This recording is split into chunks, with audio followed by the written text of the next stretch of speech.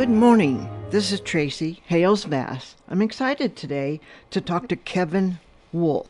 He was the winner of the Tony Hillerman novel contest for his novel The Home Place, a mystery. He's also written a novel titled Brocart and recently a town called Vengeance. Good morning, Kevin. Morning. I have to tell you, I really enjoyed the two books of yours I read. So The Home Place won the Tony Hillerman Prize, you said in 2015? 2015. Yeah. The Hillerman Prize, when I won it in 2015, I think that was the 11th year of the contest. And before Tony died, Anne partnered with St. Martin's Book for the contest. It was something that her father, being an educator, wanted to help young writers, starting writers, and knew how difficult it was to get your foot in the door. And so the contest was something that Tony got going. I guess it would have been about 2003, 2002, or something like that. And the contest was you had to be unpublished in mystery, and the novel had to be a mystery novel set someplace in the Southwest. Right. And as they defined Southwest at that time, it was West Texas, New Mexico, of course, Arizona, southern Utah, southern Colorado, southern Nevada, and I think that at one time they were allowing California, Southern California, if it didn't touch the ocean. That's a big area, and yours and Home Place is set in southeastern Colorado, right? Correct. Yeah. Correct. Yeah. In there, you mentioned a place I used to work, Lamar Community College. Oh, really? Yeah. So I know the area of which you wrote, even though the names are changed to protect the guilty. Yeah, my parents, or my mother's side of the family, homesteaded in eastern Colorado in 1915. Wow. And in fact, last week at the Colorado State Fair, the homestead was recognized by the State of Colorado Board of Agriculture, Colorado Historical Board, and the State Fair is one of they inducted 32 farms. They call them centennial farms and ranches that have been continually working farms owned by the same family. It's something they started, I believe, in 1986. They're up to over 500 farms and ranches, and Gray Family Homestead was recognized just last week. Oh, wow. So it's still being worked as a farm? It's still in ownership by my great aunt, and they're still raising some crops and running some cattle. Well, how about that? So you know of what you talk about in this book. That community was the model for, I call the town Brandon, right, in the novel, and it's my connection was that I had my mother's older brother, never married, was a bachelor his whole life, and took me and a cousin that's about my age down to he called it the home place, the farm, hunting and to help out and stuff. So over a period of, I probably started going down there when I was 17 or 18 with him to hunt. And so I'd seen how that community had changed all those years. When we first started going down, there was 4 cafes and 3 gas stations. Wow. Now if you go down there, there's 1 cafe that's working, and the only gas station is a self-pay pump. Wow. Yeah. Yeah. Not. It's like so many rural communities, just no jobs. Right. And farming has changed from the family farm to the big commercial farms. Right. Yeah. And it's hurting the small towns. The characters are very real in The Home Place. I got to know them and like them and not like some of them. Right. I think I did my job if that's part of your review, yeah. Why don't you give our listeners a little bit of a synopsis of The Home Place? The Home Place, the whole story takes place on a November weekend in this town of Brandon, Colorado, a small farming town on the Eastern Plains. And the story revolves around 4 high school friends. And the story really starts before this weekend. In 1992, the Little Towns high school basketball team won the state championship. And one of their players was good enough that he got a scholarship to University of Colorado and even goes on to play in the NBA for a short time. His name is Chase Ford. And Chase hasn't been back to Brandon for 16 years, not even for his father's funeral. And on the weekend that he decides to come back, it's deer hunting season. He's going to stay at the farm, do a little bit of business that needs to be taken care of. But that weekend, they find the current high school basketball star body outside of town. The boy's been shot. He's naked, and he's surrounded by 4 dead buffalo. Chase's best friend in high school was the deputy sheriff. His name is Marty Storm. A girl that was in their class, her name is Bertie Hawkins. Bertie is the game warden for the county. The two of them really never left Brandon. And then the fourth part of the puzzle is Chase's old high school girlfriend. Her name is Mercy Saylor. Her father was a banker. Her mother owned a cafe in town. And she vowed to herself that she wanted to get out of Brandon and never come back. But now, through a course of events, a bad marriage that's broke up in a divorce, her father's dead and her mother's in a nursing home, Mercy finds herself back in the little town running the family cafe. So the story revolves really between their 4 viewpoints. Right. As they unravel this mystery. I tell you what, Birdie is quite a character. I think she was my favorite. She's really got the personality. Good. Because the sequel to The Home Place is in submission right now, and it's Birdie's story. Oh, good. Birdie becomes the lead character in the second book. Oh, I will definitely look for that because I liked her. We're in negotiations now, hopefully. Oh, great. Yeah. And then the second novel is Brocart. Correct. Tell us a little bit about what it's about. I just finished it last night. Brocart, actually, in my writing career, Brocart, 2009, I was an unpublished author entering my work in writing contests around the country. And in 2009, Brocart won the Rocky Mountain Fiction Writers Contest. It won Pacific Northwest Contest. It placed second down in Albuquerque with Southwest Writers, and also won at a small conference in Colorado. It was done at the Crested Butte ski area. As a result of that, I got an agent and signed with an agent in 2010. And the book was we got turned down by some great people. Well, there you go. Congratulations. Yeah, and it hung out there. My agent thought it was good enough. We just had it because it's not. Well, it has a very traditional Western voice to the story. Yes. There's a strong paranormal element in it. Yes. And it was that blended genre that people just weren't sure where it would go on the shelf, and would the person that was looking for a traditional Western when they got to the paranormal stuff, would they say, "Hey, this isn't what I normally read," and this was 5 years ago. That was the time of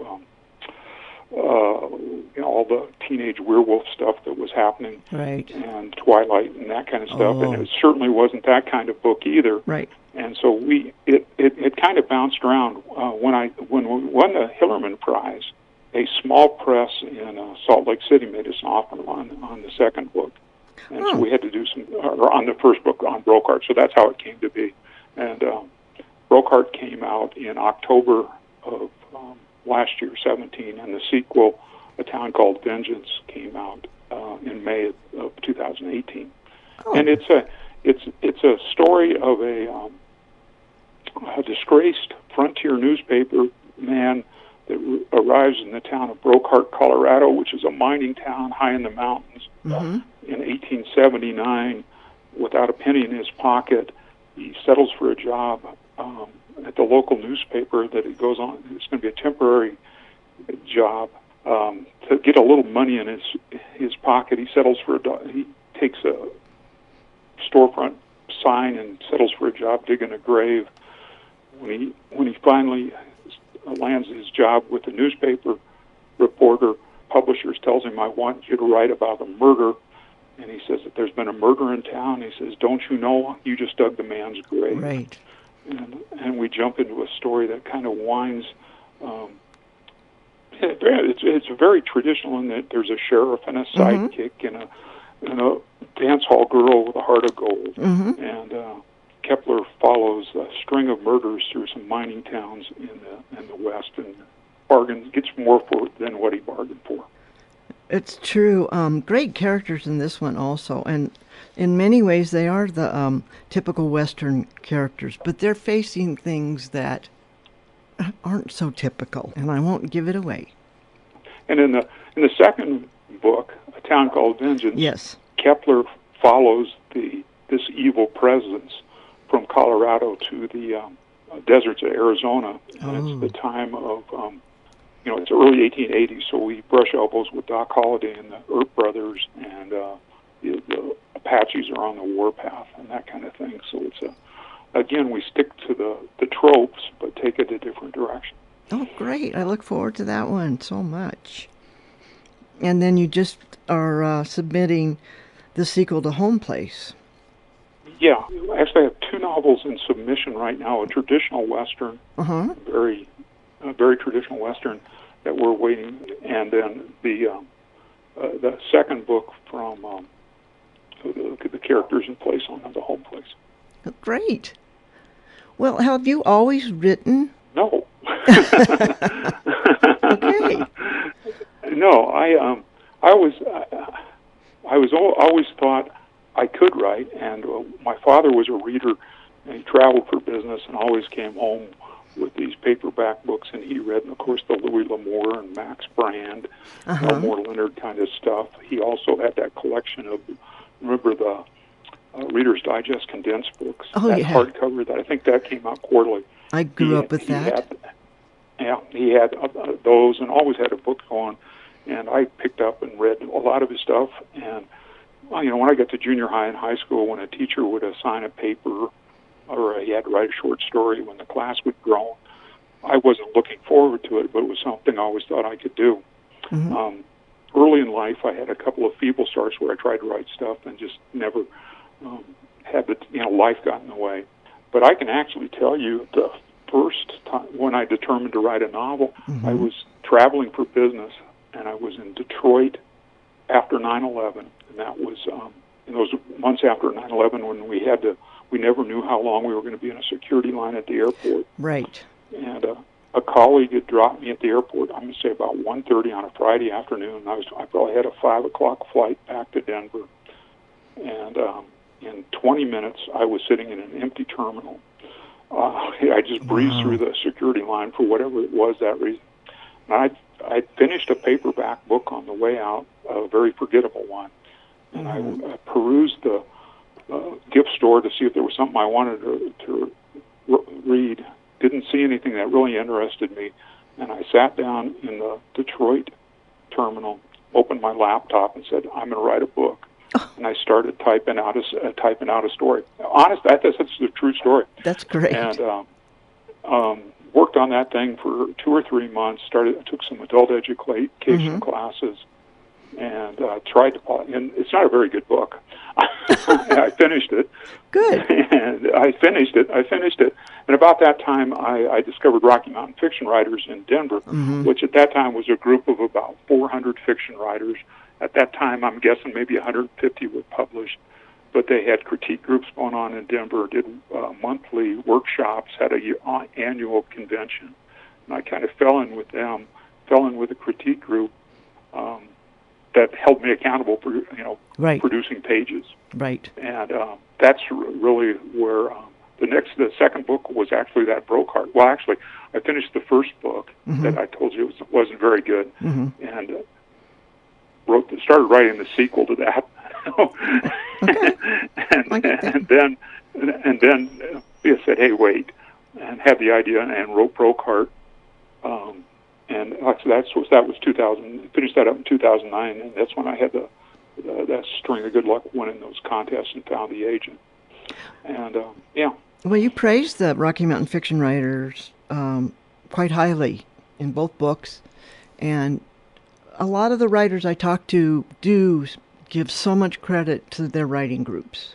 Yeah, I think, I thought a writer was a guy that sat in his attic, with the door shut in his typewriter and, slid pages under the door. Right. And if they were good enough, somebody slid money back to him. Right. That was a very, very lonesome, job, which very much appealed to me. I'm kind of a loner. Right. I think that for me, I had to first, it's easy to procrastinate. Yes. So if you get a group of people that are going to meet at some kind of regular deal, and then you're holding each other accountable to produce so many pages a month or a week or something like that, that gets the story flowing. And then you learn a lot from reading other people's stuff. Sometimes it's easier to spot, simple mistakes and grammatical stuff in other people's work than it is your own. Right. And then the bigger things like developing characters, when they tell you what they see in characters versus what you have in your mind, I think, for me, that's where it helps. In fact, I just recently, I retired in April, and my wife and I moved to Estes Park, Colorado. Oh. And our first priority was finding a church home up here, and our second priority for myself was finding a writers group, some people I could start sharing with. Right. And that's been checked off. Both of those things have been checked off. Yeah. Well, would you like to read something for us? Certainly. Great. I think Grabbing the Home Place. Okay. And I think just the first few pages of the Home Place, I think it sets the tone for the story very well. So this is chapter 1 of the Home. Okay. When Chase Ford was a boy, he couldn't understand why he never heard the sounds of dawn. Why couldn't he hear night tear away along the horizon and day take its place? Why didn't the skies sizzle when the warmth of the sun touched what was left of the cool darkness? His father, Big Paul, would have called him foolish for having such thoughts.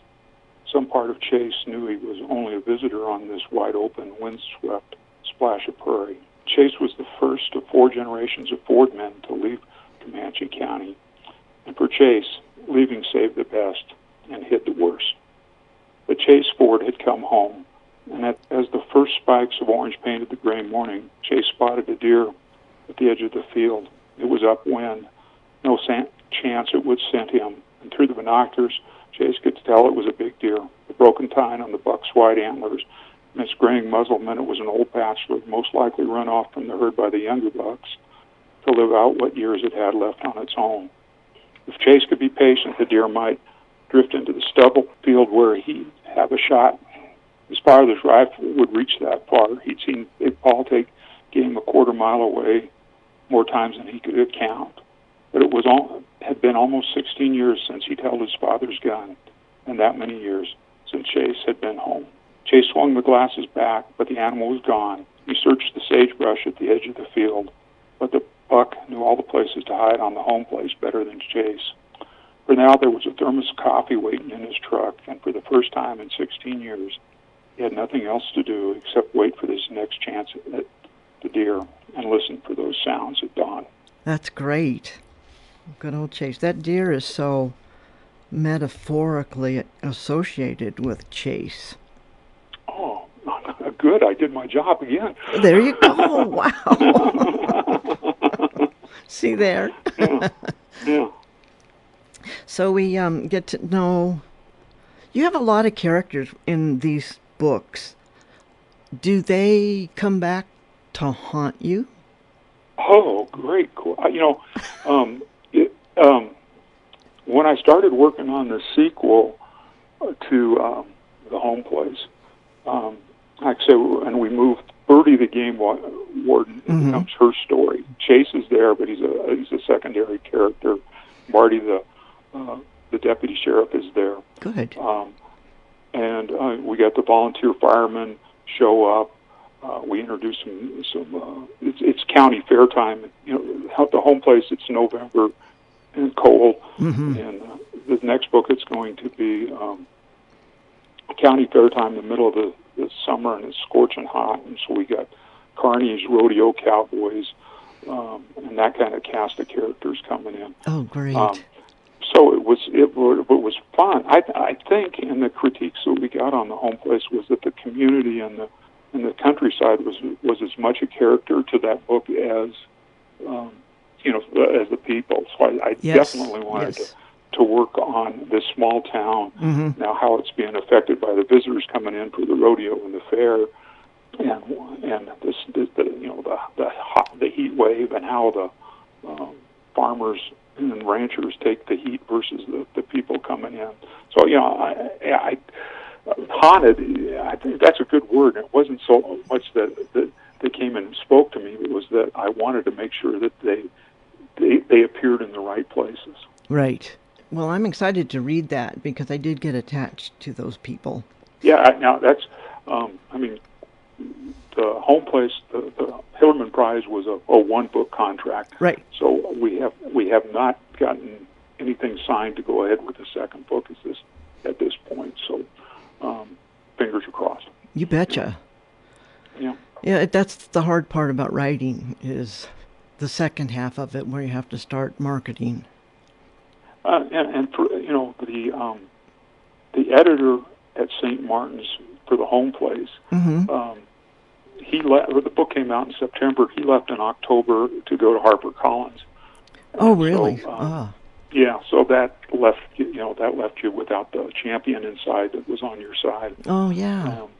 Well. But I'm finding out that's part of the writing. That is. That is. Yeah. The other thing is, if Home Place would have sold enough books, it wouldn't have been a question. But we were on the margin. Well, I think that wasn't it the last Hillerman conference where you won this? Yeah. Now, and since Western Writers of America has become the home place, no pun intended, for the Hillerman Award. They took I won in 15. They took the year of 16 off. There was no prize given in 16. Okay. Because they had to get the two calendars. Western Writers' calendar was different than when Ann had her conference. Well, great. So what are you working on now? Well, that's a great question. Because I kind of this holding pattern to see if we're going to have something to go ahead with on either the sequel to Home Place. And like I said, the third book, there is a third book outlined in the Brocart series. Oh, good. But it's all numbers, whether how soon they'll want that one. And I got this traditional Western. It's completed manuscript. I'm really hoping that somebody will pick that up. And then there's 2 or 3 other ideas going on around in my head. Like I said, I live in Estes Park, Colorado, which is on, Estes Park, Colorado is the home of the Stanley Hotel. It is. That is where Stephen King stayed one night, and from his adventures that night, he wrote The Shining. That's right. And it's supposed to be haunted. They're counting on it. They market it that way. They do. But I've got a mystery that I've written, but it needs some work, and it takes place in Rocky Mountain National Park. Great. What's a great setting? Yeah, beautiful setting. And since I'm here, I think the book needs some work, and now I'm here, and I'm thinking that if nothing happens with these others the first of the year, that I would make that my project. Great. So, what is your writing process? The laugh. It's changing because, like I say, I was working and I traveled and I wrote a lot in hotels and stuff at the end of the day. And I'm trying to. I wish I could say that I was one of those guys that got up at the crack of the dawn and by noon had produced 20 pages. But I seem to be more creative and better write in the afternoon. And so and right through the summer we moved and had that challenge to get through and settling in a new community, getting stuff done. Also, I did meet with these people up here, two women that are writers that live here in Estes Park, and we've agreed to start meeting. Good. And so you're setting it up. But as far as there's always that question: are you a plotter? Do you outline right in detail and write this story, or do you sit down and kind of fly by the seat of the pants? Right. I'm someplace in between. Oh. Everything I've written, I knew where the story started, and I knew where it was going to end. Some of the stuff that was going to happen in between, I kind of found as I wrote. But I don't write. I call it. Don't want to sound crude here, but I call it vomiting on the page. I'll just open my computer and write down ideas, even words I think that should appear in the story, and just throw down these notes. Right. And then I write on top of that as I come and kind of absorb those thoughts as I go. I'll sit down for a half hour when I start to write and just like to throw those ideas on the page, and then shuffle them around as I come to them where they'll happen in the story. But I'm aiming at a target, but I'm keeping that target in front of me all the time. Yeah. That's great. That's a really good description of a writing process. I kind of do the same thing. Just see what comes out. I went to a workshop with Jeffrey Deaver, the New York Times best-selling author, and he said I write a book in 3 months. Then he said, but I outline and research for 6 months. Right. And writes a very detailed thing. Exactly. And then he when he's got his story in his mind and all his research done, and then he said puts it together and writes very quickly. Summer before last, I was at a writers' conference in New York City, and Lee Child spoke. Oh yeah. And he said, there's a rumor out here that among writers that he only does one draft. Wow. And that was asked, and he said, "Oh yeah." He says, "I sit down about noon, and he does his writing work in the morning, answering emails and his marketing things, and starts writing after lunch, and goes till 5 or 6, and then goes out for dinner, and then comes back and works on a little bit more." But then he said, he basically, it just happens there on the screen in front of him. Wow, amazing. I think the point is that you got to find what works for you. I do too. I think you're right. Yeah. And we're just about out of time. Anything else you want to add? I was just going to add that I actually went to college at Durango at Fort Lewis back in the early 70s. So you know the area. For a couple of years. Yeah, for a couple of years, and then traveled to Farmington on business over my whole career. So very familiar. With the area. It's a good place. It's a good place. Yeah. Well, I really appreciate your writing, and thanks so much for interviewing with me, and I look forward to the next book. Thank you very much. This is Tracy Hales Vass, right on Four Corners. Been talking to Kevin Wolf, author of The Home Place, Brocard, A Town Called Vengeance, and others forthcoming. This is KSJE 90.9 FM.